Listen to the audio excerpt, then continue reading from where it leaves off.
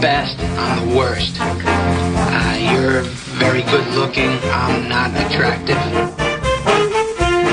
Personal foul. Clipping. It's a covenant cleanup.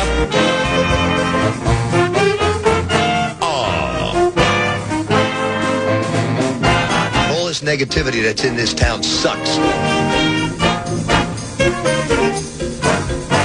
We're happy for you. Right.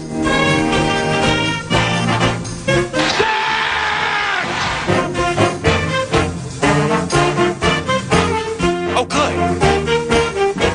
You homer! 1, 2, 3. 1, 2, 3.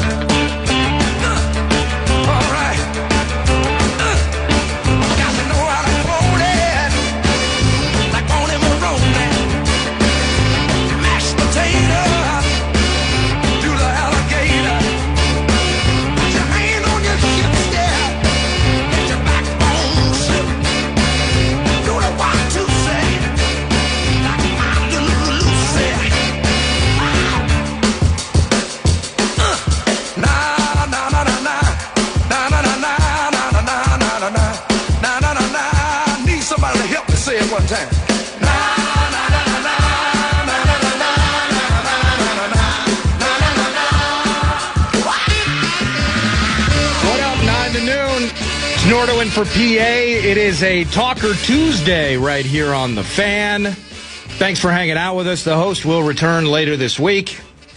He's already sending me random videos of horses and barns and maybe a little juice Vox recognizing him over the weekend. So the Vox is on vocal maintenance / an adventure tour, and we love him for it.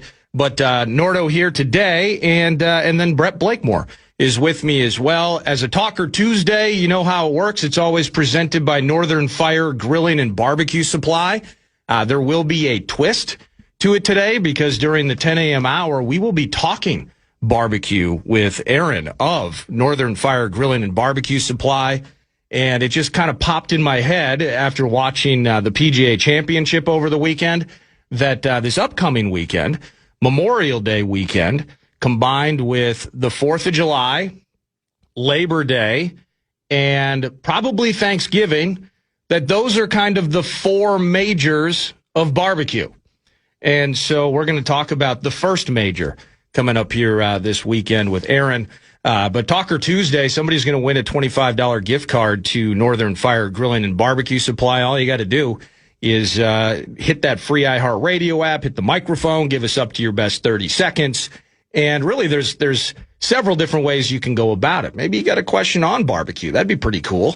But maybe your talk back this morning is, did we really belong in that game last night? Jump past the Caruso open for three straight away in the lead. It's online. Count it. Cha-ching. A Thunder money ball. Oh, baby. AC with a tray. Thunder 95. The Spurs 94. Is he something? 27 for Caruso. Thunder their first lead since midway through the third. That a triple, that from OKC Radio. Alex Caruso with 31 points off the bench, including 8 triples. In Game 1 of the Western Conference Finals, on a night when Shai Gilgeous-Alexander could not find a bucket. 7-23 from the field. Ooh, for him. Still, of course, got to the line. Still, of course, had 24. Still, of course, had 12 dimes. Still had 5 steals on the night. The MVP himself, SGA. But all the same, do we have an Alex Caruso that drops in 31 off the bench in a game when your biggest shining star is having an off night? Talkbacks. It's a Talker Tuesday. What'd you like? What'd you hate about the game last night between the Spurs and the Oklahoma City Thunder? Oh, and then stuff like this happened. Castle to Wemby, rising deep three. Wee-wee! Victor Wembanyama, 6 feet behind the line, ties the game at 108.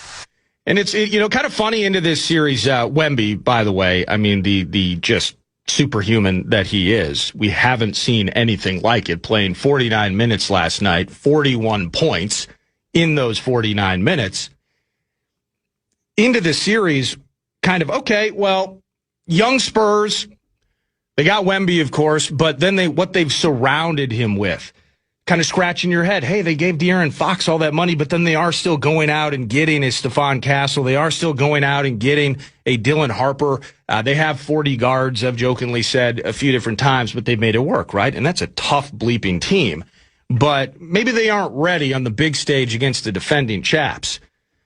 Oh, contraire. The Spurs have stolen Game 1 of the Western Conference Finals and an instant classic here in Oklahoma City. The Spurs in double overtime dispose of the Oklahoma City Thunder 122-115. Unbelievable game last night, the double OT thriller that it was Game 1. And I was just kind of thinking as it went down the stretch, if OKC finds a way to get out alive in that game, how demoralizing in that. The 49 minutes for Wemby, one thing that the Wolves weren't able to do was really stretch him. They made him play 40 in Game 1, I believe. He was 0 of 8 from 3. All those blocks, but all that expended energy, and you get the W as a Wolves fan. That was kind of the recipe for a series, and we just couldn't do it. We just undermanned, and just a terrible matchup for us personnel-wise, and hopefully Tim Connolly figures out how to do that, change that, I should say, into 2026-27. But to that end, if they get out with a loss last night after 49 minutes, how that potentially changed the trajectory of the series. But in the end, those Spurs, I don't know if they're ready to handle the defending champs. They handled them in a big way. And last night, of course, whether it was Game 1, the series we wish we were in, but clearly are not ready for, that took place. That went to double OT. There's kind of a French flair to last night's sports festivities. A Game 7 in Buffalo. Carrier feeds it ahead. Far side. Evans drives the middle. Shot. Scores! Game 7. Overtime winner. Alex Newhook has come through for Montreal, and the run stays alive. Montreal winning Game 7. You mentioned it yesterday, Brett. I kind of leaned on it a bit as well. That Buffalo had some of their biggest victories on the road. This series kind of felt, if in the other guys' building, that's when they were doing their best work. And Montreal comes out with a W last night. But that was the English radio call. I want to hear how it sounds in French in Quebec. Derrière la rondelle de frappe. Daline, fin de tir. Okay. Daline, longe la ligne bleue, disque perdu. Carrier s'empare de la rondelle libre. What's going Carrier, on? la passe. On entre avec Newhook, Evans vers le filet. Le tir! Victoire des Canadiens! Alex Newhook propulse le CH en finale de l'Association de l'Est!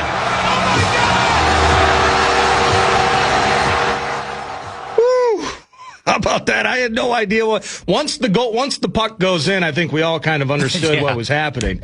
The game winner, I think that's 2 consecutive OT game winners for Newhook, and they move on to the conference final, and they'll face, as we joked about it yesterday, they'll face a team in the Carolina Hurricanes that hasn't played, it feels like, in a month. It's actually been 10 days. It'll be a total of 12 days off by the time it is Game 1, Carolina Hurricanes and the Montreal Canadiens. Head coach of the Montreal Canadiens is Martin St. Louis, former Lightning star, right? That's right. Accurate. Yeah, it's one of the pioneers of I'm small, but I can still play in this rough and tumble game. He was an amazing player. Yeah. He won a cup. He did in 2004. I believe on the wrong side of that were the Calgary Flames. And as we get to the Timber Tech set list, we're going to pause a bit of tap dancing to begin 9 to noon this morning because Jordan Leopold, former member of the Minnesota Wild, Gophers' finest, national champ, Hobie Baker Award. I think he played in a Game 7 against Tampa in the Stanley Cup Final. So I got to be delicate about how I bring that up, but we will get to it, of course. TimberTech set list, timbertech.com. Thank you. Kicks off 9 to noon. What we'll do is we will pause and get to Jordan Leopold, who will be in studio for the next couple segments. Hockey-heavy conversation. The coach and the GM of the Wild speaking yesterday. What's next for our favorite hockey team? The NHL at large. Maybe some Skol-related stories or hockey-related stories with Jordan Leopold. Looking forward to that. I mentioned at 10 that Aaron from Northern Fire Grilling and Barbecue Supply, he's going to be in studio. It's the first of 4 majors. The 4 majors of barbecue. The first one's coming up this weekend. Are we ready? and many things to talk about with Aaron. But then at 11 a.m., Brett, I'm going to need your help with this. It's the Return of the Snob. Stump the Snob, sports trivia. Guardsy, Justin Guard, producer Bumper to Bumper. Tenna B, Brandon Molesky, producer of The Grum. And Brett Blake, it's kind of a producer affair today. Stump the Snob Sports Trivia will take up most of the 11 a.m. hour. Thank you, Brett, for hanging out with me today. It's Nordo in for PA. Let's give him a cash keyword, and I'm going to go get Mr. Leopold. I love it. The Fan and BigDeck.com. I'm going to give you a shot to win bonus bucks from the National Cash Contest at KFAN.com. The keyword is deposit. The keyword is deposit, KFAN.com. Keyword deposit. You're listening to Eric Nordo. Stay plugged into everything the Fan has to offer. Sports updates, ticket giveaways, and show highlights. You can follow at KFAN1003 on Instagram, TikTok, and X. Right now, stay connected to the Fan.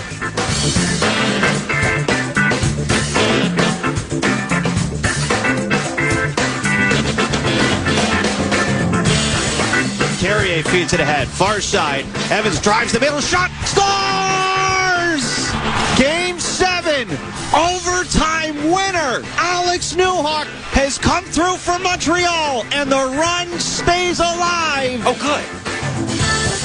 That is the English radio call of Montreal beating Buffalo in Game 7 last night in overtime with the Newhook goal. Hey, put a puck on net and there's a risk of scoring goals. I dig it. Congratulations to Montreal. I just got to play the French call.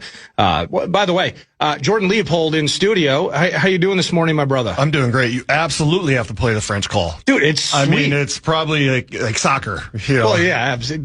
At some point in the call, I swear you'll know what's happening, even if you don't know French. Normally, they're super energetic, and you get the French slang. Yeah, it's beautiful. It gets good. Where is it?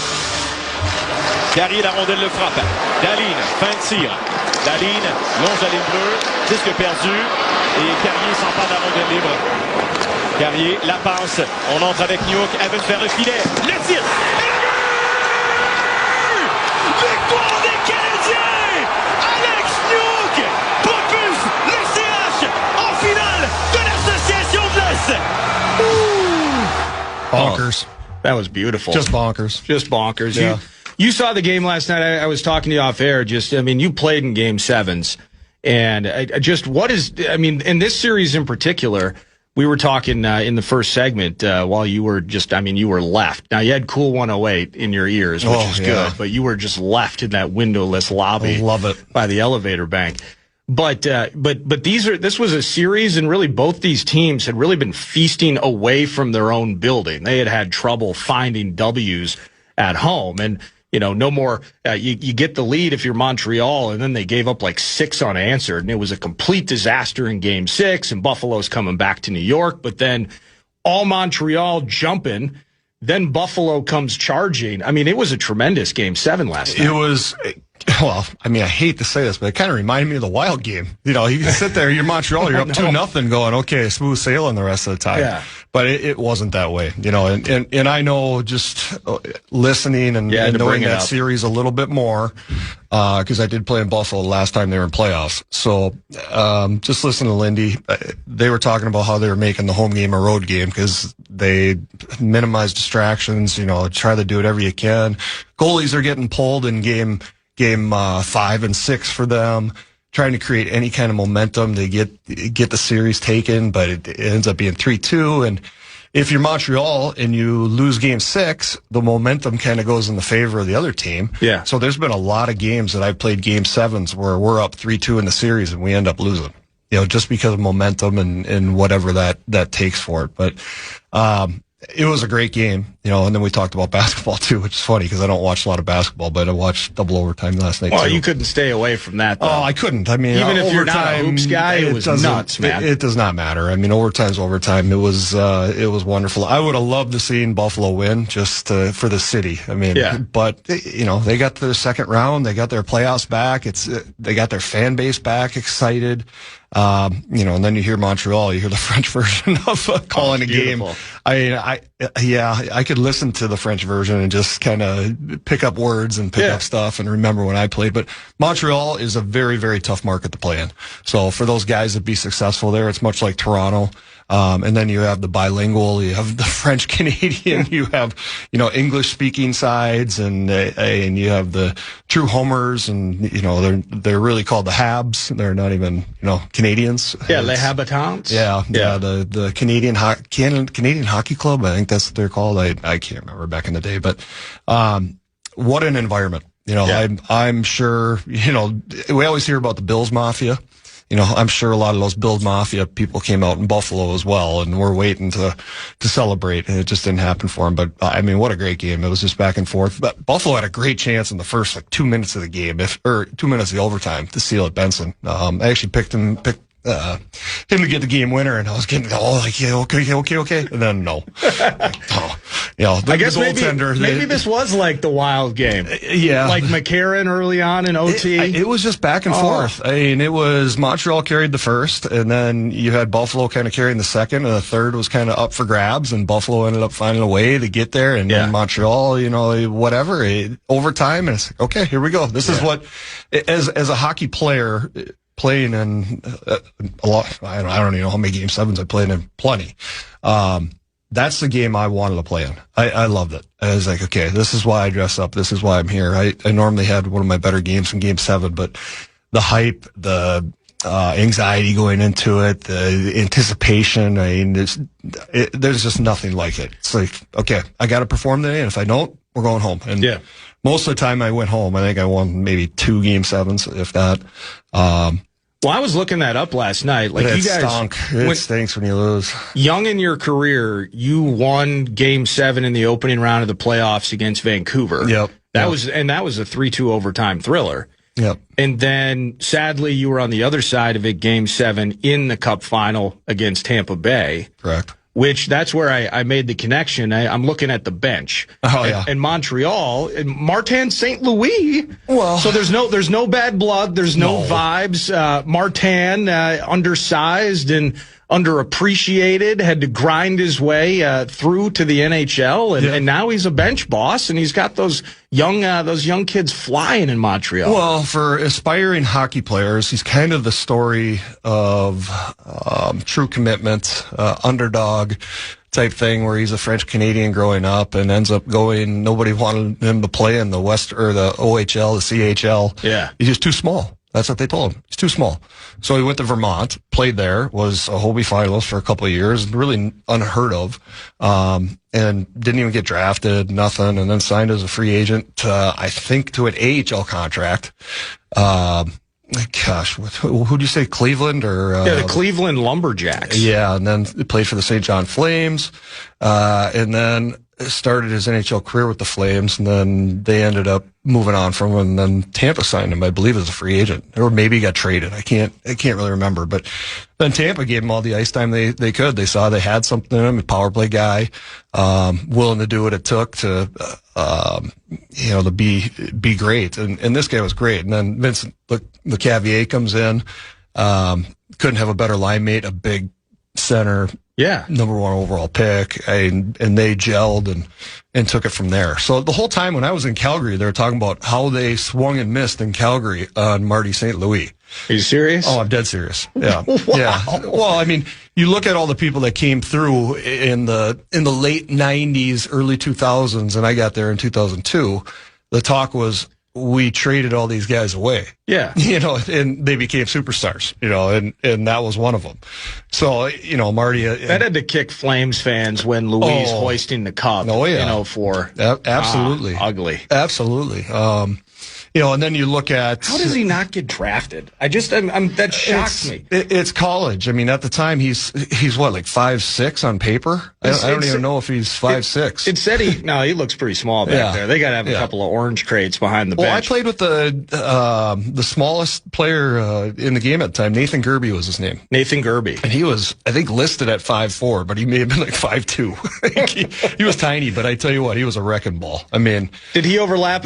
Did you ever get Nathan Gerby and Zdeno Chara on the ice at the same time. And there's pictures of them. Yeah. You got to be kidding Absolutely. me. It is hilarious. I mean, you can even probably Google it. It'll come up. But gosh, that's like trying to defend Wemby out there. And he was tough as nails, too. I mean, just strong, you gotta be. determined. But that's what Marty was. Yeah. Marty was the same way, just determined. And I tell you, his lower body strength was amazing. His puck protection, all the things. And the instinct and his ability to read the game was amazing. So I imagine the guys that play for him love him just because of that. He probably teaches the game a different way and more like a player. And not to say all coaches don't, but some really get X's and O's and some are trying to figure out what makes this player special. Yeah. And let's bring that out in them and put them in a position to succeed. Did you ever play for a coach in any stop, or maybe it was an assistant who was an unbelievable player, but maybe it didn't translate because I think you trust guys that have equity. I think about like Patrick Waugh when he was in Colorado, for instance. Maybe the personality or the brash nature of a Waugh, kind of maybe limited his ability to get through to certain people or to lead a team for more years. I think he was only there for 3. But sometimes it's like you can be the best, and Waugh's a great example, one of the best to ever sit between the posts, but that doesn't necessarily mean you're going to be the greatest coach. And vice versa, the greatest coach may barely be able to skate, but he gets it. I think it's kind of a fine line. The guys that were really, really successful when they turn into the coaching chair, I think sometimes the game was so easy to them that they think it's that easy for all the other players as well. So when you go to coach them, you're like, how did you not see that? How did you not, Yeah. I mean, I will say this. I never had a coach that was a higher end guy. They're all kind of middle higher end players. So, but I did have coaches that were assistants and then got promoted to being head coaches. And you want to watch a switch. That's a switch. Because when you're an assistant, you're just like, okay, I'm the good guy, a lot like Miracle with Herbie Brooks. Sure. You got your good cop, bad cop. And then all of a sudden the assistant becomes a head coach and they're like, okay, now I got to be the bad cop. It's like, what? That's not the guy I just played for. Like, what happened here? So it's just a lot of stress. It's a lot of things that go on you. And, the old thing we used to say was you get hired to get fired. Yeah, I suppose. And that's with anything in pro sports. You just do. And same as a player, you get hired to do a job. And if you don't do it, you get fired, move on. Was Calgary, emotional connection? I mean, being here, being in Minnesota, that's a cool moment. The letter, we've talked about that many times, but is there an emotional connection to whether it's Calgary, you talk about Buffalo and any of your other stops where it's like you just genuinely remember fondly of your time there, wins and losses be damned, but it's just that I still connect to that place. Yeah, absolutely. I mean, I think PAS, the last time I was on, one little tidbit about every town. I just recently, for spring break with my kids, took my kids all back up to Calgary. Oh, sweet. And did that because the Saddle Dome, which is kind of a special rink in its way because it looks like a saddle of a seat. I mean, it's crazy and it's loud and whatever. And we have great memories from there. So we took the kids back to kind of say goodbye because we don't know if we'll be able to do it next year.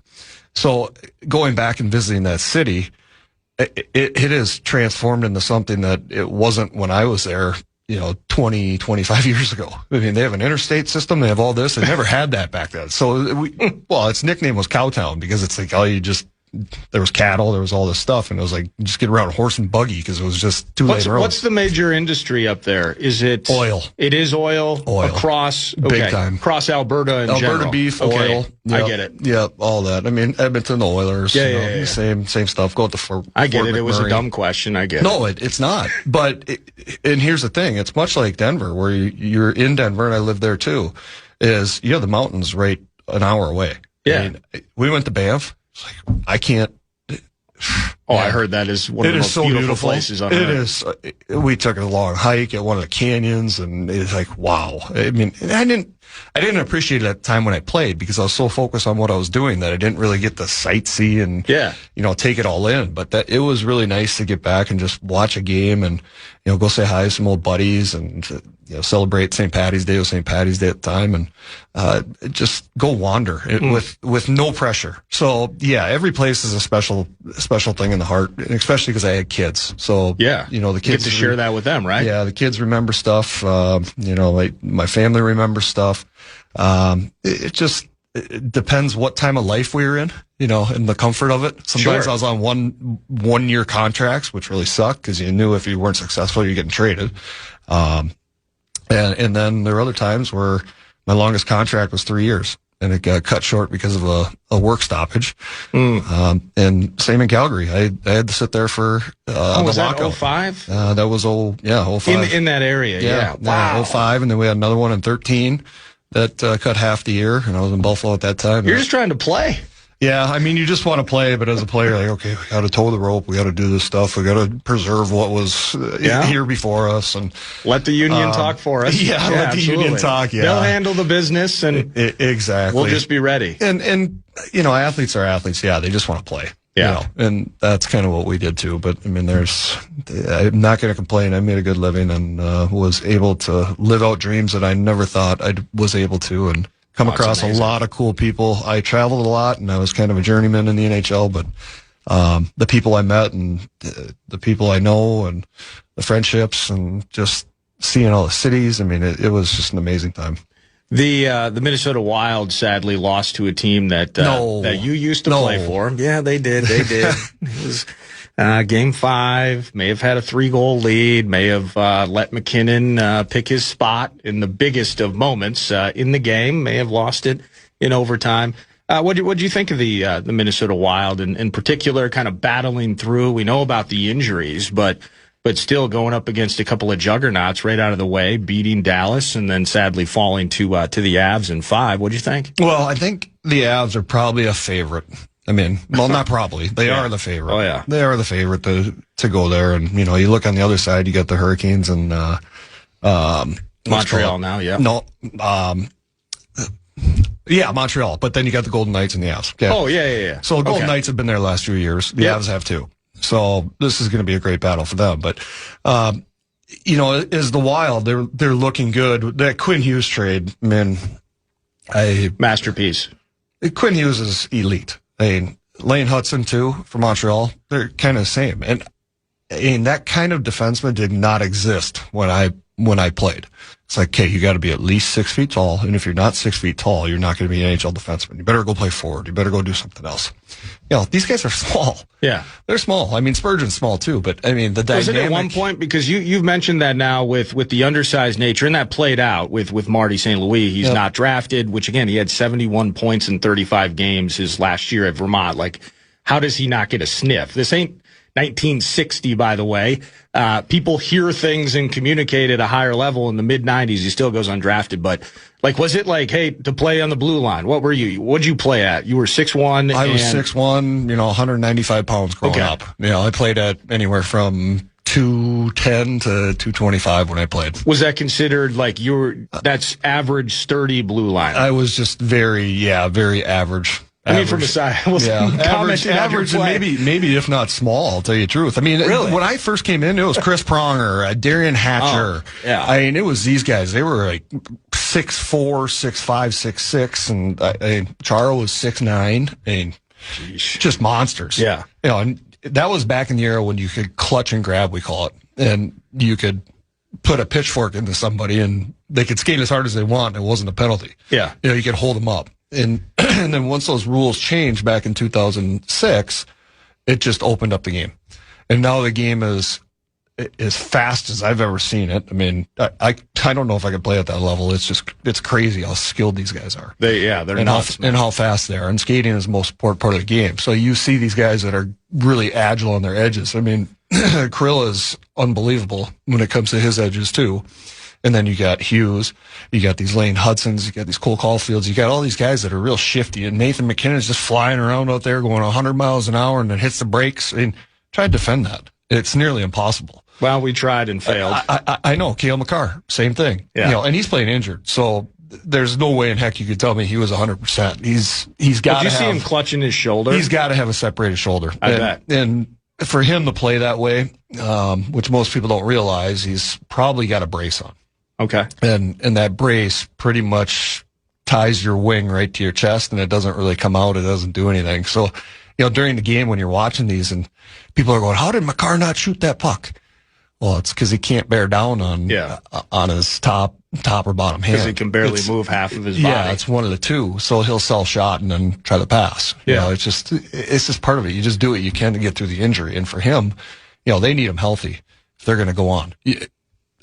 Missing Eck and missing Brodin for us was probably a worst-case scenario going up against them. Yeah, those are going to pick two guys. Those are our two best defensive players, and face-offs are huge. But Brodin's a shutdown defenseman. Okay, he's not going to do anything fancy, but at the end of the night, if he's even and maybe has an assist, he did his job. It's like, okay, good job. Well, if you're trying to skate with McKinnon, that's a blue liner who possibly can. Yes, and he's a skater. Spurgeon, I mean, you saw Spurge with Middleton. It just didn't work. No. Middleton's a 5'6" defenseman, and he gets elevated to play with Spurge. And, the matchups with the McKinnon and all that, they were just eating that alive. Yeah. And good for them, because that's what you do when you play.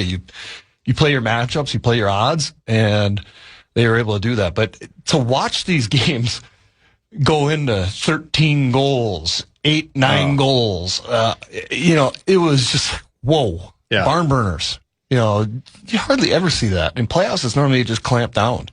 Then it was like floodgates are open. So what'd that tell you about goaltending? Well, I don't know what game one was, man. And game one was preposterous. It was crazy. Yeah. It was absolutely crazy. That was one of the most electric games I've watched in a long time, because it was almost like overtime when you're playing 3-on-3, and it's just going back and forth, and then every shot you take is a scoring chance. Yeah. The goalies weren't saving anything, and it was just like, okay, whatever.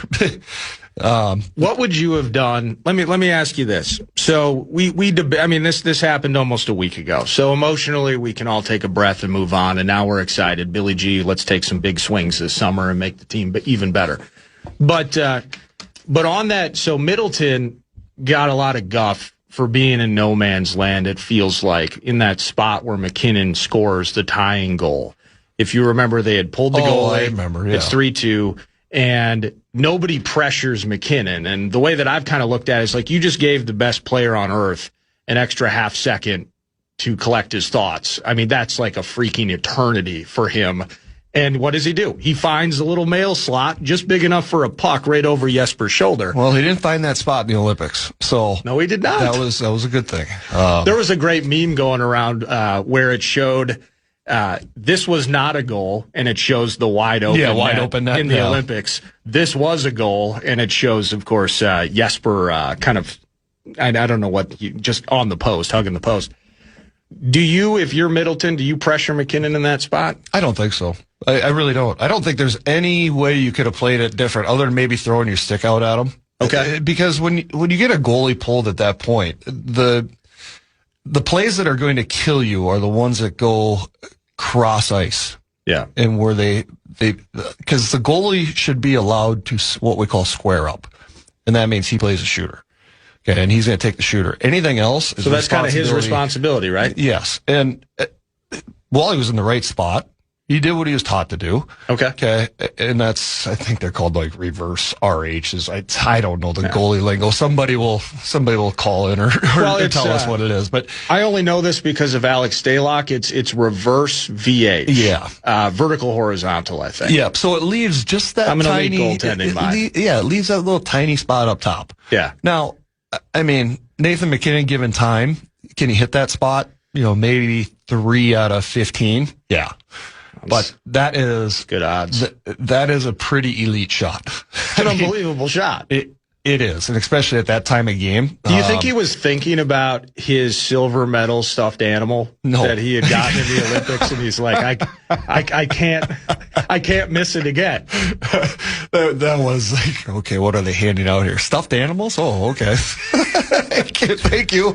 Well, everybody got one, so don't worry. I was trying to figure out how that tradition started. I think it was like Rio, maybe the Summer Games, like let's call it like 2010 or something like that. But that is a brutal buzzkill. Now, silver medal in the long jump or something like that. Maybe it's your personal record. You're feeling good. I'll take a little swag to go. That's fine. But you just lost to your arch nemesis. This team wins gold in your face for the first time in nearly 5 decades. and they're handing you a stuffed animal? That's brutal. Well, I played in the 06 Olympics, and we didn't do very well, but I think there's always a mascot at the Olympics, at least from when I was there till now. Okay, so this has been going for a long time. And that's kind of what it was. It's like the mascot. I think the stuffed animal was of the mascot of the games. But mine ended up on my seat in a bag at some point, so you stuff it away and give it to the kids. You don't just give it away at the medal ceremony. That was, hey, here you go. Thanks for coming. Here's your participation stuffed animal. You can sleep with it tonight. Make you feel better. That part was a little bit funny. But that also tells you how different are the cultures. You go over to Italy, it's a little bit different than here. Oh, yeah. It is. And they may see that as a nice gesture. We're like, what? I mean, what a slap in the face. Hang on here. I'm crushed. Yeah, I know. I mean, is this for my dog? What are we doing with this thing here? So the cultures kind of play into it as well, and a little bit of that. But yeah, it was. I think the players actually did a pretty good job by not doing anything silly with them. No, I think so. And making a big deal, but because they could have very easily. So in the end, we just have to tip our caps to McKinnon for being otherworldly. I think in that situation, that spot, absolutely. Time, they talk about time and space. Could Middleton went over here, pushed him a little bit? Yeah. But I mean, that is just a heck of a shot. It's unbelievable. It really is. When you turn around and you see where your goaltender was and you see the red light on, you're going, how did that go in? Yeah. Incredible. And you just kind of throw your hands up and go, what? And then momentum and all that. Yeah. And then the big boys come to play. And like I say, without Brody and Eck, it really hurt. With them in the lineup, could have been a completely different series. I think it would have been. I think it's still, and we're going to pause momentarily, and then I got a few more for you here. But in even full strength with what the Avs have put together, and I mean it's adding Kadri. You talk about the Hughes trade, but the Avs were in a little bit different spot where they already had McKinnon and Makar, and they had what was. We loved Gus Bus and Jesper throughout the season. The twin trees, Wedgwood and Blackwood, were tremendous for them this year. And so you look at Ross Colton, the Drury Cat, some of these meat and potatoes, bottom six. How about Patrick Kelly showing up in huge spots? Their additions were in some ways similar, but in the end, even at full strength, I mean, the depth of that particular team right now, that's a freight train. That's a freight train in the Mile High. And that's why they're the favorite. Yeah. That's why. I mean, goaltending like any team, it's an issue for them. Yeah. You got, like you say, 13 goals in the first game and then followed up and then they make their switch. We make our switch. It's like, okay, who's the number one? It's completely changed from when I played where you had a number 1-1, solid one. Now it's 1A, 1B plus. Yeah. And then when it comes down to playoff time, which one do you roll? And then when they falter a little bit, we'll throw the other guy in. It's like, whatever. I mean, this is sports. It is. We are in a major sports town and we are in a complete drought. And it sucks that we lose. It's awful. It does. I'm a homer. I'm from here. I want to see the Timberwolves. I want to see the Wild. I want to see Gophers. We went from every other night a new game to sweat and a new game to talk about, a new game to get excited for. Yeah, now I'm on the air because you got nothing to talk about. Ain't this great? Yeah, that's right. Jordan Leopold, brought to you by the Sports Abyss, 9 to noon. Leo's in studio for one more segment. More from him as it's Nordo in for PA. Brett Blakemore producing right here on The Fan. You're listening to Nordo in for PA on The Fan.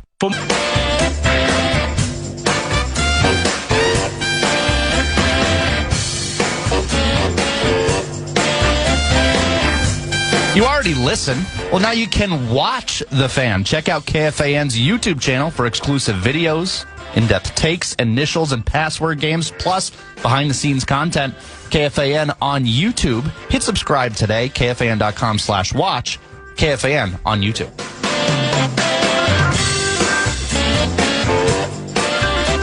Personal foul. Clipping.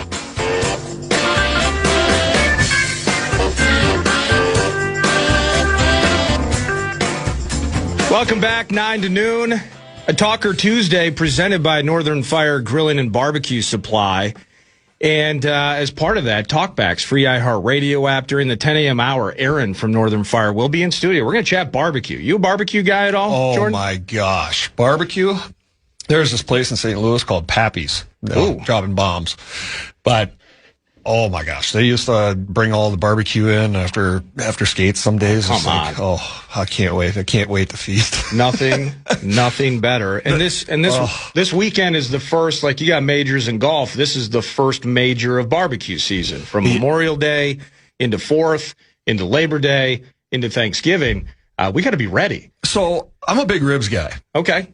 I love my St. Louis ribs. Yeah. Baby backs and, the Sweet Baby Rays, that kind of jam. But I just don't understand when they go into judging these rib competitions. Okay. When you grab the ribs, I guess you're supposed to grab the rack with tongs and lift it up. And if it falls off the bone and it crumbles, it's disqualified. Yeah.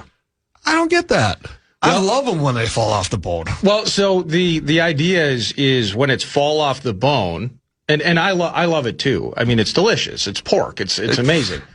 It is effectively overcooked, and therefore I'll take it. It's effectively pulled pork. Well, that's in the end. And I joke with Aaron, who's going to be in Studio 10. He is a professional competition cook and has done it for years. And he's won big trophies and he's taken huge L's. And he takes, there's some nerdery, actually, some science involved. Absolutely. He's got some bit now where apparently they're judging based on where they're cooking, the elevation and therefore then the alternative boiling point. Yep. To factor in finish times on various things. So that's how deep they'll dive.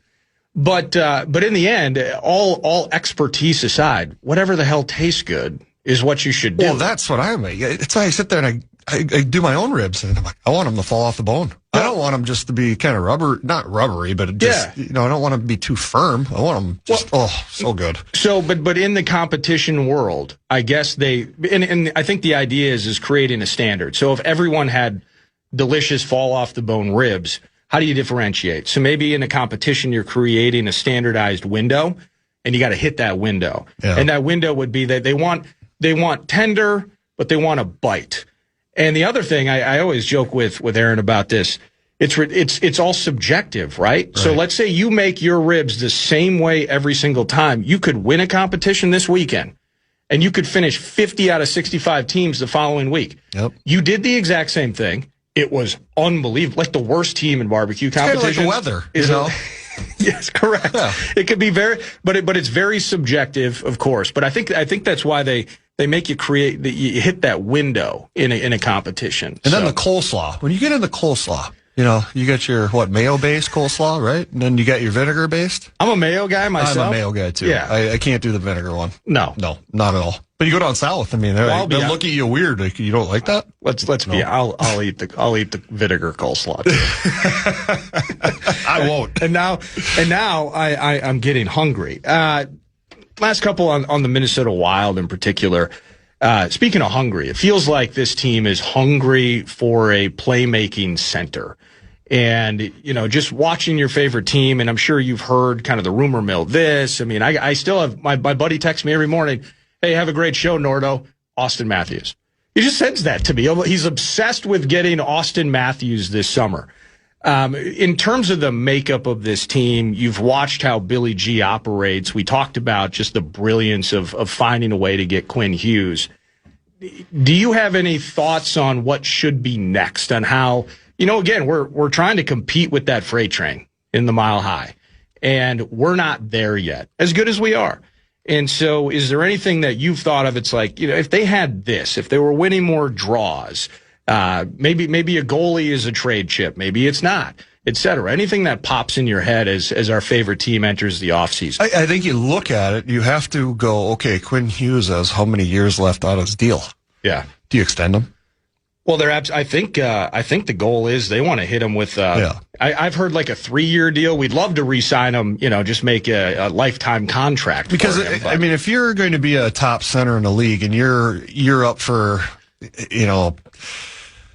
free agency or getting close to it, or you're maybe trade bait, you probably have a restricted trade clause at minimum, or a no trade clause. Right. And other teams are going to have to ask permission if you want to be traded. Sure. So then you got to go, okay, which team do I want to go to? What looks good? Where's a good fit? So if Hughes isn't re-signed, people are probably like, nah, I don't want to. Yeah. I'll go somewhere else. No, that's actually a great point. And it was certainly news. I think it was Friday, excuse me. So Hughes is doing his kind of season ending presser, his media availability. And there has been a little bit of sweat or gripping the stick, so to speak, in terms of, does he like us? Does he really like us? Does he want to stay here? Did we really give up effectively 4 firsts for a little bit longer term rental? Like, that would be a disaster. But he kind of came right out and said, I'd like to stay here. And as a matter of fact, I would prefer that a deal is done by the start of next season. Now, I'm a competitor. I'm going to keep my head in the game. I'm going to play hockey no matter what. But I would prefer that it was done before I was playing games that count. Like, that was news, and it was like, oh, whew, now Billy just needs to find the right term and the right dollars. But I wonder how important that statement could be if you are a big timer and you're thinking about opening up that no trade, and it's like, wait a minute, so they have Faber, they got Hughes, they got 97, they got Boldy. Oh, yeah, Minnesota, they got Billy G. Yeah. I think Minnesota's always looked at as a destination that players want to be at. Okay. They like it here. Okay. Our culture, people are nice. Yeah. Okay. Hockey knowledgeable, and it's a good place to live, good schools. So wives, okay, are an important part, or the wags, whatever you want to call them. They communicate. Yep, they communicate. They have a say in this conversation. They definitely have a say on it, yes. So when you hear good things and, players are treated really well here, that's another bonus. And then you have, upper management, being Billy, wanting to win. You saw he'll sell the farm to make it happen, yeah. which he did. The thing is, okay, how many more picks and how much stuff do we have to give away to get a number 1 center? I know. We got Krill on the books for 17 a year or whatever it is. And then, Hughes is going to be up there too. Yeah. The one caveat that I don't think anybody they do talk about, I just don't listen to it, is if Quinn signs here, what happens with his brothers? Yeah. His brothers are pretty darn good hockey players too. They are. So if their term ends while he's still here, most likely the brothers may be talking together like, hey, it'd be great to play together for at least 1, 2, 3 years, whatever it is. And this is a great destination. I don't think they're like, oh yeah, let's go to Jersey. Jersey's just not the same. It's not the same feel by any means as Minnesota. So, is a centerman on the books? Yeah. Is it going to be hard to get? Very hard. Absolutely. Very hard. Everybody talks about, okay, you got to get those kind of players in the draft, which you do, but we don't have those number 1 draft picks anymore. Yeah. So we got to develop somebody or find a way to get some more depth. Is Boldy our guy? Yep, he is. Krill, yep. Those are our big boys. Zuccarello, he's getting a little bit older now though. So I wonder if he'll retire or come back. He looks like he can still play, but that was kind of the conversation. Like, I think he's 38. Yep. And, if he's going to come back, it sounds like it would definitely be the Wild. This isn't we're not vying with another team for his services. Correct. It's because he wants to be here. Yeah. You look at Flower, I still think he lives here. Oh, he's still at the facility. Yeah. Okay. So we've questioned. He's around. He's been where at all these places, and he chooses here to raise his kids. He'd go back to Montreal and do it too. I'm pretty sure. It's tough because at Tria Rink, they got pads, they got the masks on and everything. I wonder if that's Fleury and not Connor Beaupre, the E-Bug, doing late stage practices once the guys that are scratched stay on the ice and everyone else goes back. Fleury, I don't think Fleury can stay away. Oh, I don't know. He played so long that when you play that long, you kind of lose your identity. And when you first get out of the game, like even when I did after 13 years, like, oh, what? Yeah. You got to be prepared for that. That's a transition. Yeah. He's got the kids, or he's driving the kids to school and doing that thing. But yeah, the itch to be around the guys, especially when it comes around playoff time. You want to be a part of it. Oh, you're eating it up. You're eating it up. And there's nothing like competing. Yeah. Nothing. Game 7, we talked about it. Game 7, it was the best. It was my most favorite game to play in, because when I was a kid, I was always outside going, all right, the count's 3-2 in the World Series, bottom of the ninth, and doing that kind of stuff. And then same thing, with the hockey stick. Game 7, 2 minutes left, tie game, all those scores, So you relive those, and to get the opportunity to do it is pretty neat. I wish I was more successful at doing it in Game 7s, but they work out for. I know 13 years sounds pretty successful. I know, to me. but 13 years. But here's the thing, and my drive was a little bit different maybe than other guys. Is I got the Stanley Cup in my second year, and I lost in a Game 7. Yeah, which gave me something to strive for. I'm like, okay, but if I end up winning that cup early in my career, it may have been like, okay, the rest is just a ride. But it kind of kept me a little bit hungry. And when it came to it, was like, okay, my team's not doing well. I want to go to a contender. I want to be able to participate. I want to get this done. It didn't work out again. It is so hard to get to where I got early in my career, where I thought after being there, I'm like, okay, we're going to be here a few times. Yeah. Never happened.